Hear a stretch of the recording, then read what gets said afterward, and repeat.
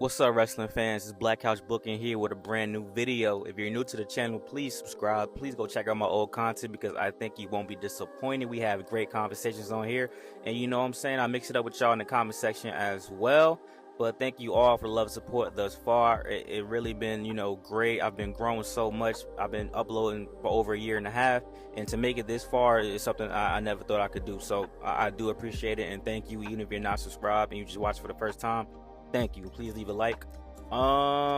So I have a very special topic that I want to discuss today, but keep in mind hopefully I'm dropping a project that I've been working on this weekend, Friday, Saturday, or Sunday. It all depends on how fast I can edit this, because I've really been working on it. I've really been writing my ideas out, and it's really going to be something that's very different for the channel.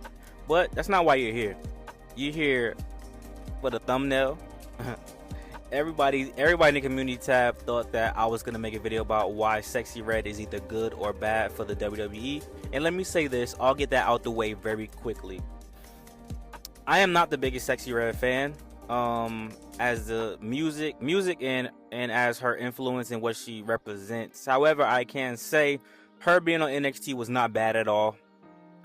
She did what she needed to do. She brought eyes to the product. If you don't think that someone who's never watched wrestling in their life tuned in just to watch Sexy Red on NXT and bought the Peacock subscription just to see Sexy Red on Peacock, they bought a Peacock subscription just to see Sexy Red at NXT Battleground, you underestimate the influence of how much people really love influencers, how much people really follow other people's lives, because they for sure did that. I'm telling you, Peacock got some subscriptions just so people could watch Sexy Red for that 1 second, that one little time she was on NXT Battleground.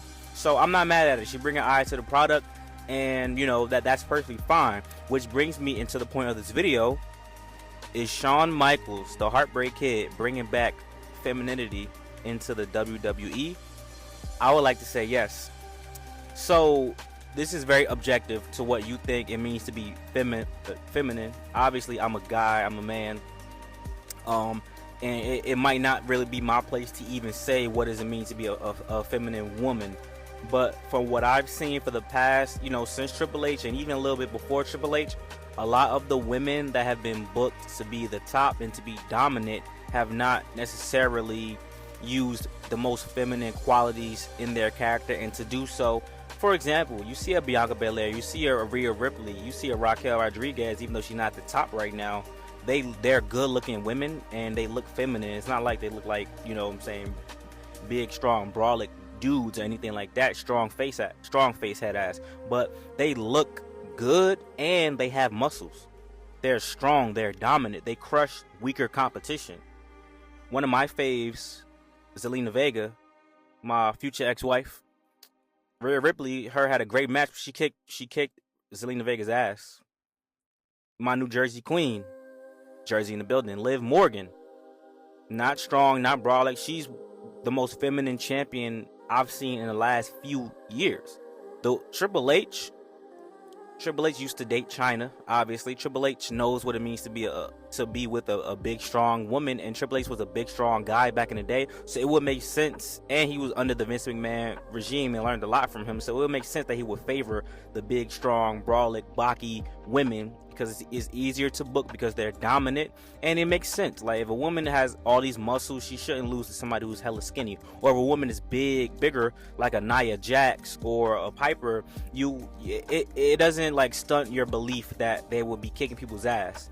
So with that being said, Shawn Michaels, on the other hand, is booking NXT right now. These women are feminine. They're twerking. They're wearing the feminine gear, showing off their body. They're really soft. They're really focus on their makeup and make sure their gear is matching through and through. And all of these women are doing TikToks together, and you know what I'm saying?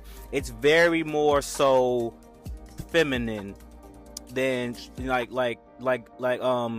shorty from TNA who just came in for Roxanne, Jordan.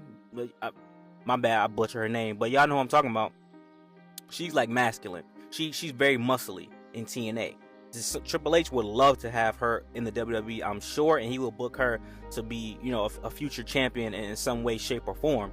Whereas Roxanne Perez more feminine, more soft, like even with her badass characters, you know what I'm saying, you just get that feel. Like, you know, Shawn Michaels, I made this video already about is Shawn Michaels a better booker than Triple H, but Shawn Michaels is the Attitude Era baby through and through.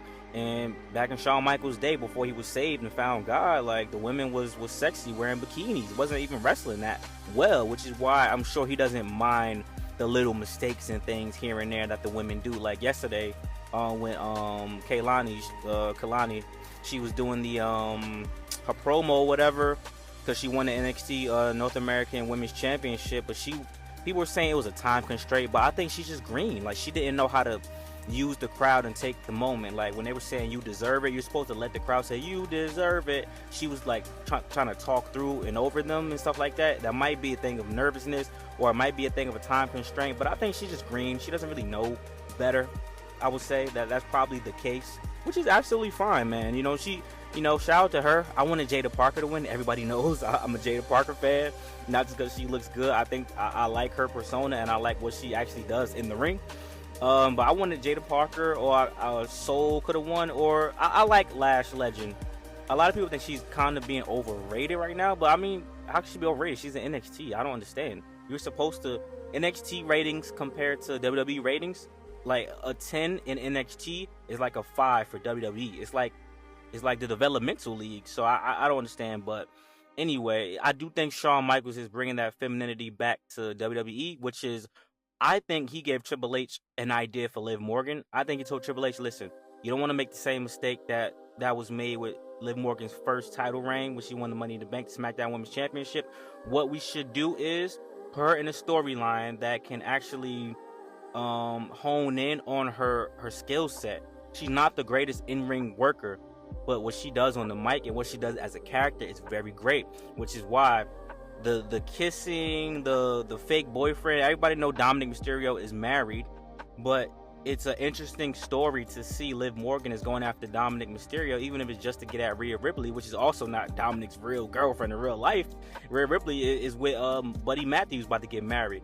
But I'm sure Shawn Michaels said, let's tap into the old things. You got to have the good with the bad, which is why I like that Shawn is running NXT and Triple H is running the main roster, because Triple H can book the more I'm not even gonna call them masculine women, I'm gonna just say the stronger women who are, you know, buff and stuff like that and dominant here, and Shawn Michaels can book the more feminine women in NXT. It's a great balance, and now they're gonna balance on both brands where, hey, look, Liv Morgan, give her that storyline. I'm telling you, it's gonna work. Let me cook. And they're cooking. Over 50 million YouTube views for the Liv Morgan and Dominic Mysterio kiss. So you can't tell me it's not working. The work works, man. And I think that was a really good idea. And I like that we're getting back to that balance, because my damn mic just died. But yeah, I like that we're getting back to that balance, because it's important in the WWE. Becky Lynch is the man. You know what I'm saying? Even like a Charlotte Flair, who's very elegant and stuff like that, she's no damsel in distress, which is why, you know, I'm happy like a guy like Dominic Mysterio helped Liv Morgan win, you know what I'm saying, actually win her title, whether he was supposed to or not, whether it was on purpose or not, that's for you to interpret. But I'm very pleased with what I've been seeing thus far, and Shawn Michaels bringing back the more feminine aspect to WWE is absolutely fine, and it definitely works in NXT. But as you see, it's going to start transitioning over to the main brand, and then Triple H is going to have to find that balance, which I believe he will. So I think Shawn Michaels is cooking, man. Shout out to both of them, man. I'm loving what I'm seeing in wrestling right now with WWE. And like I said, man, you guys may see a future video on femininity in WWE from myself, but we'll see how that goes. But like I said, stay tuned this weekend. I got a great project dropping that I've been working hard on, and I hope it's received very well. So if you're new to the channel, like, comment, subscribe. Thank you for the love and support. I'll talk to you guys later, and I hope I didn't repeat anything I said previously, and if I did, my bad, because my freaking mic died. I had to re-record, so if I said something twice, my bad, y'all. I'm human, and y'all know we just having conversations over here, no pressure. Talk to y'all later, man. I'm out.